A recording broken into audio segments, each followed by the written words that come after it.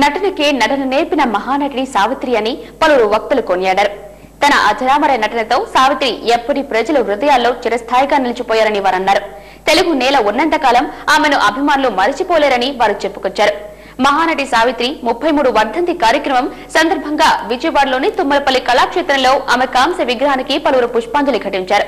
ఈ కార్యక్రమంలో సావిత్రి కుమార్తె చాముండేశ్వరి కూడా పాల్గొని ఆమె తల్లి జ్ఞాపకాలు చెప్పుకొచ్చారు.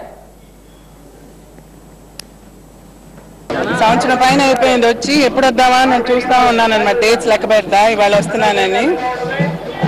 అమ్మని చూస్తే నాకు నిజంగా అమ్మని చూసినట్టే ఉంటుంది. ఇక్కడ ఇట్లా చూసినప్పుడు మాల వేస్తున్నప్పుడు ఇది నా పక్కన ఉండే వాళ్ళందరూ కూడా నాతో పాటు పుట్టిన వాళ్ళ కింద లెక్కే. నాకు అసమానమైనటువంటి నటి ఆవిడ ఈ విజయవాడ ప్రాంతంలో తన నాట్యాన్ని నేర్చుకుని ఆ తర్వాత అతి చిన్న వయసులో సినిమా రంగంలో ప్రవేశించి అద్వితీయమైనటువంటి నటనతో అందరిని ఆకట్టుకున్నటువంటి మహానటి. అలాంటి నటి మళ్ళా ముట్టడం అనేది జరగదేమన్న ఉద్దేశం.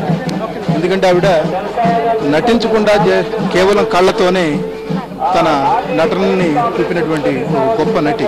ఆకాశం నుంచి ఒక నక్షత్రం ఒరిగిపోయిన రోజు ఈరోజు.